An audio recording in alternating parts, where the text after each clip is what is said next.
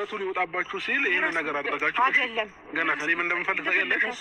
ኦልሬዲ ለዛሬ ፖሊስ ጣቢያ ተቀጥረናል።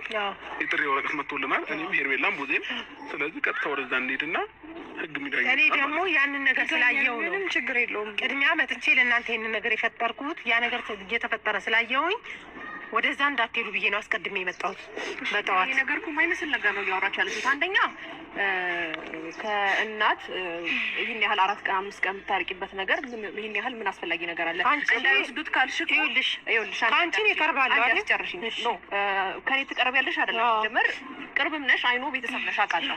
ግን ደግሞ ከአንድ እናት ነጥለሽ እውነት ይሄ ሁሉ ሰዓት ሉሌን ቁጭ አድርገሽ እያሳደግሽው ነው ወይም ደግሞ እያኖርሽው ነው ያለው ቢባል ነገር ምንም አሁን የፈጠራችሁት ነገር ነው። ከዛ ባለፈ ደግሞ አሁን እዚህ ጋር ተስላለቀሰች እኔና አብርሃም ምንም እናምነው ነገር የለም። ምክንያቱም እኔና እሷ በታረቅም ታይም ላይ ይሄንን ነው ባና አይቼዋለሁ። ይሄ ያዞምባ ነው ምንም ታስብ አይገባ አመንሽ አላመንሽ የሆነ ራስ ጉዳይ አስተርሻት